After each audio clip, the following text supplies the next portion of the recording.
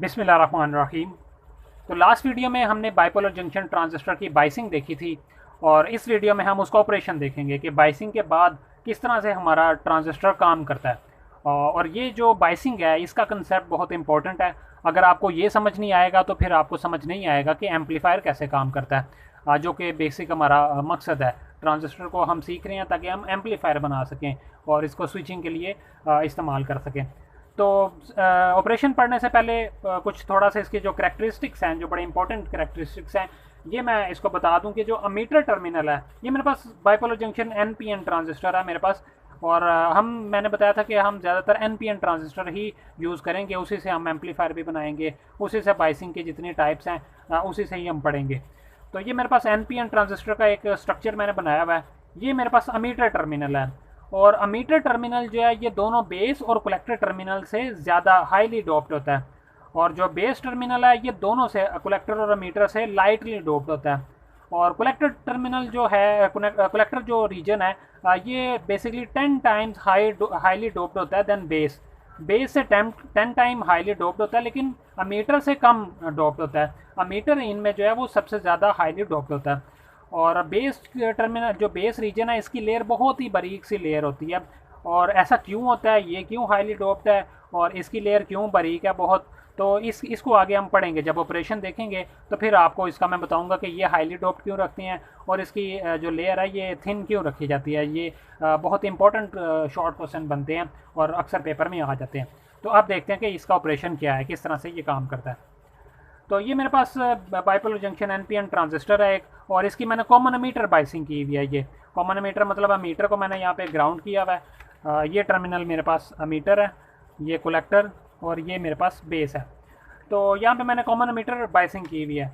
तो सबसे पहले जब बेस अमीटर जंक्शन फॉरवर्ड बाइस होगा तो फिर क्या होगा, फिर यहाँ से एक जो कन्वेंशनल करंट है वो फ्लो करना शुरू करेगा अमीटर की तरफ।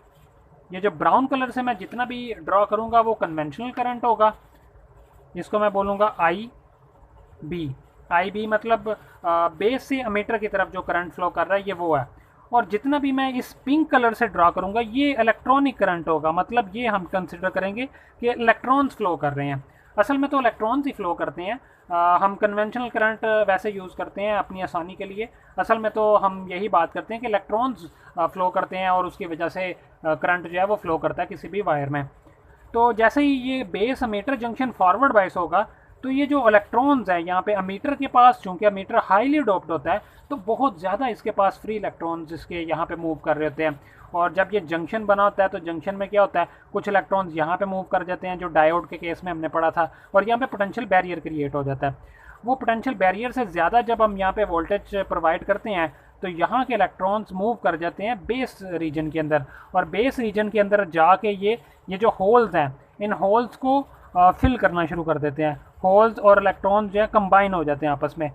कुछ इलेक्ट्रॉन्स यहाँ पे कंबाइन हो जाते हैं और बाकी ज़्यादातर इलेक्ट्रॉन्स, चूँकि यहाँ पे बहुत ज़्यादा फ्री इलेक्ट्रॉन्स हैं और यहाँ पे ये जो बेस लेयर है ये बहुत ही थिन, बहुत ही बारीक रखी जाती है, तो बहुत कम इलेक्ट्रॉन्स जो हैं इन होल के साथ कंबाइन हो जाते हैं और बाकी सारे के सारे इलेक्ट्रॉन्स यहाँ इस रीजन में फ्री हो जाते हैं। तो बहुत ही मामूली सा करंट, ये जो मेरे पास ये जो मैंने पिंक कलर में बनाया हुआ है आई बी ई मैं लिख रहा हूँ इलेक्ट्रॉनिक करंट, ये बहुत ही स्मॉल करंट फ्लो करता है इस तरफ बेस की तरफ। बाकी सारा का सारा करंट जो है वो, चूँकि वीसीसी हमारे पास ये जो बैटरी है, ये जो पोटेंशियल डिफरेंस हमने लगाया हुआ कलेक्टर के ऊपर, ये बहुत ज़्यादा होता है बनिस्बत वी के। ये जो मेरे पास बैटरी जो बेस का जो वोल्टेज है उससे बहुत ज़्यादा होता है। तो ये जितने भी इलेक्ट्रॉन्स यहाँ पे आते हैं, बेस रीजन में आते हैं, वो सारे के सारे इस हाई पोटेंशियल से जो है इस तरफ आ जाते हैं कलेक्टर के पास। तो इस तरह से जैसे ही हम यहाँ पे बेस अमीटर जंक्शन को फॉरवर्ड बाइस करते हैं तो जितने भी फ्री इलेक्ट्रॉन्स यहाँ पे जाते हैं अमीटर से बेस रीजन में जाते हैं, वो सारे के सारे ये जो वीसीसी है, जो ये वोल्टेज सोर्स है, जो यहाँ पे ज़्यादा पोटेंशियल वाला वोल्टेज सोर्स हमने लगाया हुआ कलेक्टर पे, वो सारे के सारे कैप्चर कर लेता है। क्योंकि कलेक्टर हाई पोटेंशियल पे है और इलेक्ट्रॉन्स हमेशा हाई पोटेंशियल की तरफ मूव करते हैं, लो पोटेंशियल से हाई पोटेंशियल की तरफ। तो बेस में जितने भी इलेक्ट्रॉन्स हैं यहाँ पे, इसलिए इसकी लेयर को बहुत ही बारीक रखा जाता है ताकि जितने भी इलेक्ट्रॉन्स यहाँ से मीटर से यहाँ पे आएँ वो बहुत थोड़े से इलेक्ट्रॉन इस होल्स के साथ कंबाइन करें और बाकी सारे के सारे इलेक्ट्रॉन्स जो हैं वो कलेक्टर की तरफ चले जाएं। तो ये जो मैंने एक पिंक कलर की लाइन ये का जो करंट की डायरेक्शन बनाई हुई है, ये फिर कहलाएगा आईसी। जो बेस से आगे जो कलेक्टर की तरफ जो जितने भी इलेक्ट्रॉन जा रहे हैं, ये आईसी जो करंट को शो करेंगे। और इसी के बरक्स अगर मैं यहाँ पे कन्वेंशनल करंट शो करूँ, चूँकि यहाँ पे पॉजिटिव टर्मिनल है और ये बेस लो पोटेंशियल है, तो पॉजिटिव से नेगेटिव की तरफ हमारा जो कन्वेंशनल करंट है ये इलेक्ट्रॉनिक करंट, और ये आईसी जो हमारे पास है ये ब्राउन कलर में कन्वेंशनल करंट को शो कर रहा है। तो यहाँ पे फिर बेसिकली दो करंट अमीटर की तरफ आएंगे। कन्वेंशनल करंट अगर हम देखें तो एक बेस से करंट आ रहा है अमीटर की तरफ, और एक कलेक्टर से करंट आ रहा है अमीटर की तरफ, ये भी अमीटर की तरफ ही आएगा। तो यहाँ से हम एक इक्वेशन लिख सकते हैं कि आई ई बराबर होगा आई बी प्लस आई सी। तो अमीटर जो करंट है वो बेसिकली बराबर होता है आई बी प्लस आई सी के। जितना भी बेस करंट आ रहा है और जितना भी कलेक्टर करंट आ रहा है कन्वेंशनल करंट, उन दोनों के सम के बराबर होता है हमारे पास अमीटर करंट। और इस तरह से बेसिकली ट्रांजिस्टर काम कर रहा होता है। अगर मैं यहाँ पे वोल्टेज सोर्स हटा दूँ, यहाँ पे कोई भी वोल्टेज सोर्स ना लगाऊँ, तो फिर ये जो जंक्शन है बेस अमीटर जंक्शन, ये फॉरवर्ड बाइस नहीं होगा। तो जब ये फॉरवर्ड बाइस नहीं होगा तो यहाँ से इलेक्ट्रॉन्स वहाँ जाके होल्स के साथ कंबाइन नहीं करेंगे, कंबाइन भी नहीं होंगे, तो यहाँ से फ्री इलेक्ट्रॉन्स भी नहीं वहाँ पे जाएंगे। बेसिकली होता यही है कि जब ये इलेक्ट्रॉन और होल यहाँ पे कंबाइन करते हैं एक दूसरे के साथ, तो ये जो पोटेंशियल बैरियर है ये फॉरवर्ड बाइस होने से ये पोटेंशियल बैरियर कम हो जाता है। यहाँ पे जो ये एक लेयर बनी हुई है बैरियर की, ये कम हो जाती है, जो हमने डायोड के केस में भी देखा था। जैसे ही डायोड को हम फॉरवर्ड बाइस करते हैं तो हमारे पास जो यहाँ पे एक पोटेंशियल बैरियर की लेयर है वो बारीक हो जाती है, कम होती जाती है, और यहाँ से इलेक्ट्रॉन्स को ईजी पाथ मिल जाता है बेस में आने का। और जैसे ही वो बेस में आते हैं तो ये हाई पोटेंशियल वाला जो कलेक्टर के पास चूँकि हाई पोटेंशियल आया हुआ है, ये पॉजिटिव चार्ज यहाँ पे आया हुआ है, वो सारे के सारे इलेक्ट्रॉन्स को यहाँ से अपनी तरफ खींच लेता है, और इलेक्ट्रॉन्स जो है वीसीसी के पास चले जाते हैं, और एक करंट फ्लो करना शुरू कर देता है कलेक्टर से अमीटर की तरफ। कन्वेंशनल करंट कलेक्टर से अमीटर की तरफ, और इलेक्ट्रॉनिक करंट अमीटर से कलेक्टर की तरफ फ्लो कर रहा होता है। तो इस तरह से ये ट्रांजिस्टर काम करना शुरू कर देता है। और हम बेसिकली कर क्या रहे हैं, यहाँ पे बेस करंट जो है कंट्रोल कर रहा है कलेक्टर करंट को। इसीलिए हमने बोला था कि जो बाइपोलर जंक्शन ट्रांजिस्टर है ये करंट कंट्रोल डिवाइस है। जैसे ही मैं यहाँ से बेस करंट को ख़त्म कर दूंगा तो क्या होगा, ये जो फॉरवर्ड बाइस नहीं होगा, बेस एमीटर जंक्शन फॉरवर्ड बाइस नहीं होगा। अब ये फॉरवर्ड बाइस नहीं होगा तो यहाँ से इलेक्ट्रॉन्स कलेक्टर की तरफ भी नहीं जाएंगे, और कलेक्टर का करंट रिड्यूस हो जाएगा, मतलब ख़त्म ही हो जाएगा एक किस्म का।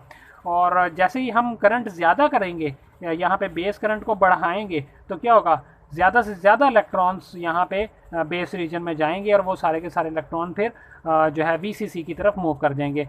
मतलब बेस करंट बढ़ाने से कलेक्टर करंट इंक्रीज करेगा, और बेस करंट कम करने से कलेक्टर करंट कम होगा। तो यही बेसिक जो है हमारे पास ये वर्किंग है बाइपोलर जंक्शन ट्रांजिस्टर की। और ये था हमारे पास एनपीएन ट्रांजिस्टर, और इसकी जो मैंने करंट की डायरेक्शन कुछ आपको ये शो की।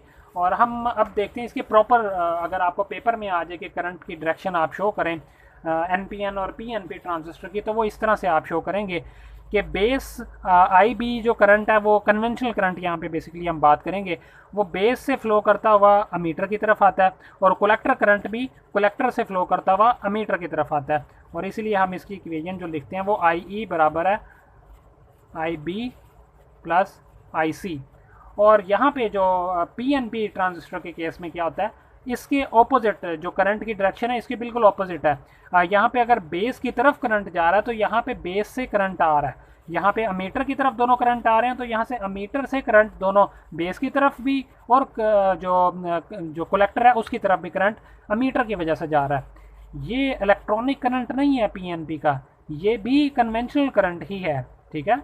यहाँ पे इस केस में हमारे पास एनपीएन है, ये मेरे पास पी टाइप रीजन है, ये एन टाइप रीजन है, पी टाइप रीजन से एन टाइप रीजन की तरफ करंट फ्लो कर रहा है। यहाँ पे ये पी टाइप रीजन है और ये एन टाइप रीजन है, तो यहाँ पे इस पी टाइप रीजन से एन टाइप की तरफ करंट फ्लो कर रहा है। और जब यहाँ पे हमारे पास इलेक्ट्रॉन्स आते हैं तो वो जो जितने भी जो यहाँ पे होल्स के साथ कंबाइन होते हैं, बेसिकली यहाँ पे फिर होल्स नहीं होते, यहाँ पे इलेक्ट्रॉन्स होते हैं क्योंकि एन रीजन आ जाता है दरमियान में। तो यहाँ के जो इलेक्ट्रॉन्स है वो बेसिकली फिर फ्लो कर रहे हैं मीटर की तरफ। इसके बिल्कुल उल्टा काम करता है पीएनपी ट्रांजिस्टर। तो ये था एनपीएन ट्रांजिस्टर का हमने ऑपरेशन देखा।